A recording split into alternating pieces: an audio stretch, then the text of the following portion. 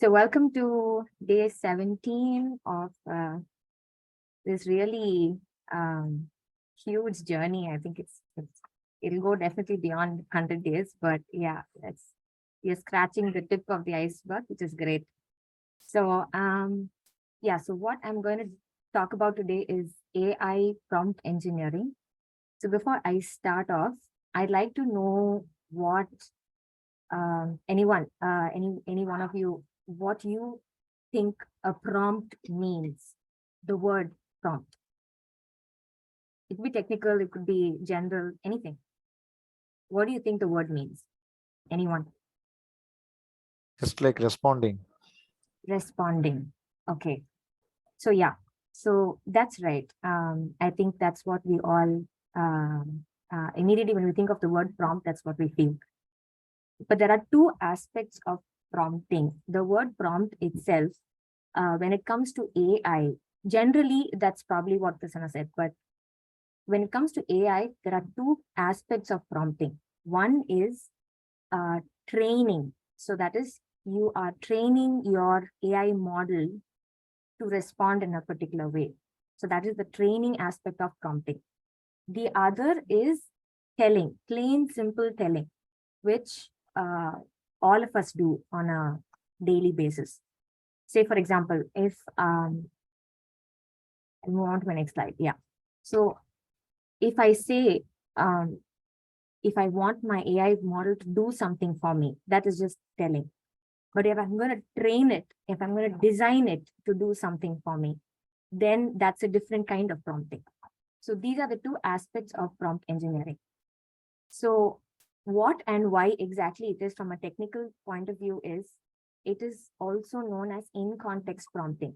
Why do I say in context? Because out of context doesn't make sense. So anything that we're talking about within a context is prompt engineering. It is a process of designing and creating prompts, that is input data, for AI models to train them to perform specific tasks. This is what I was talking about, the training aspect of it. So when you're designing something, you're going to tell it also how it should respond based on what you ask. So that is what the training aspect is. Aims to create high quality training data that will enable the AI model to make accurate predictions and decisions. That's what I said.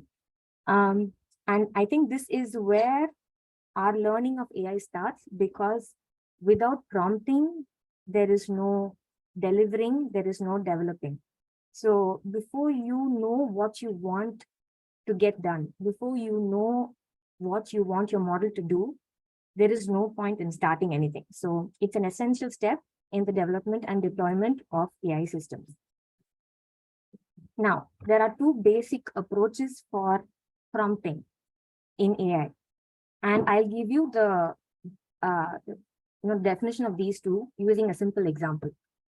So if I tell you, if you look at this slide and you see zero shot learning and few shot learning, if I tell you, day before yesterday, an expert who came in from, an expert who spoke about this is Shrikant.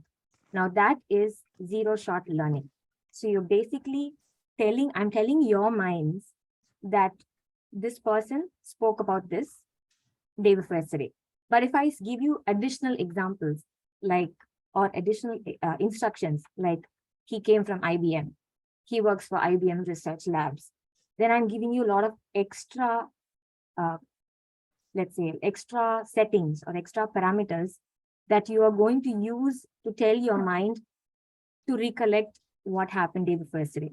So that is the difference between zero shot learning and few shot learning. Zero shot learning is just feeding the model, which is essentially an artificial mind, with a simple task text and getting results. Whereas few shot learning is feeding a set of high quality instructions. So you're adding a lot of extra fittings to it, basically, each consisting of both input and desired output on the target task. Now, when it comes to the technical aspect of prompting, I'm not going to go into it very deeply, because each model, each AI model that we look at for all the tools that we have been exposed to in the past couple of days, each model works differently. So prompting each model will work differently. It's essentially saying what works for my child will not work for your child. So I might train my child to respond a certain way, to behave a certain way, but you may not follow that in your family or in your home. You might do it differently. You might do it better, you might do it differently. So that's basically the difference in prompting. So each model, each AI model that we have seen, which is the backbone of the tools that we have seen, is prompted differently and programmed differently to behave differently. Now, this setting that we are seeing here, this parameter, it's called temperature. Now, that is a very, very important parameter of setting that we use to see how much of a response that we will get from the AI model that we are training, that we are telling or giving instructions to. So what is temperature?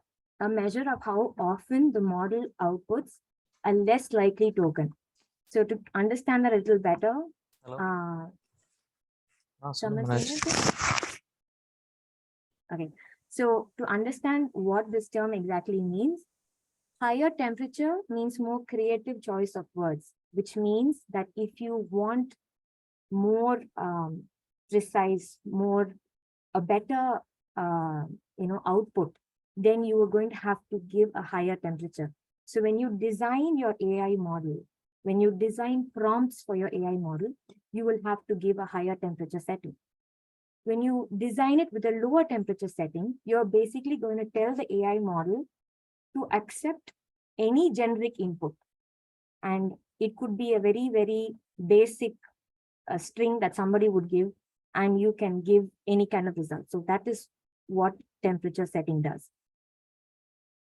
Now, some examples of a solid prompt or a bad prompt are these. Now, you have AI models which process text, AI models which process images, video, all that. We've seen so many of those in the past couple of days. So a typical example for a prompt, which is not which has a lower temperature, basically, is give me a domain idea. So you basically, if you're going to tell this statement to somebody, they will be a little confused of how they are going to respond, because it's a very generic statement. They don't understand what you are exactly looking for, and they might give you a very, very general answer. But a better prompt would be something like, give me a domain idea like something with keywords explaining the purpose of the site, example.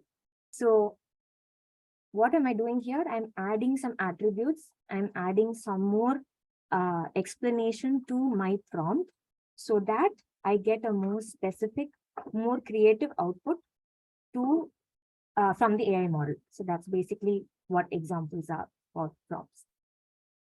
Now, this is typically a prompt that I would give to a image processing model. So I remember Arun talking about Midjourney or Stable Diffusion, all these AI models which process images. So this is a typical prompt, what you give. So as you can see, each picture here responds to the picture obtained from a specific AI model. I'm not going to tell you which is which, but the prompt is the same. The same prompt being given to multiple image processing AI models, and look at the outputs that you've got. So it all depends on how the output that we want, what we are looking at. So it all depends on that. So so many attributes here on the prompt will give you this variety of images. So when you're designing a prompt, it could be for technical reasons, as in you're writing code, and so you're training the AI model to respond in a particular way when people use it. These are the basic tips that people generally are recommending right now. Your prompts should be instructions and examples. So it's basically not something that is generic, but rather more clear. There should be clarity and precision, accuracy, all these things. Because when you let's say you're asking for a route to go somewhere. You would like to give the destination, right? You just don't say, I want to go. You say, I want to go somewhere. So it's as simple as that. And the main thing that we need to remember while we design prompts or while we use these tools for getting access to what we need on a daily basis, we need to remember this. I came across a sentence and I think it really, it's a very beautiful sentence. When you create anything you want, which is what we are able to do now using AI, the bottleneck becomes your ability to express exactly what that is. So we need to be clear about what we want the AI model to produce for us in terms of results and output. And based on that, we can design our prompts better. We can design our searches better. Now, I know there are a lot of people who are already using all these tools and, seeing really fantastic results, and our dependency on them is growing more and more, which is great.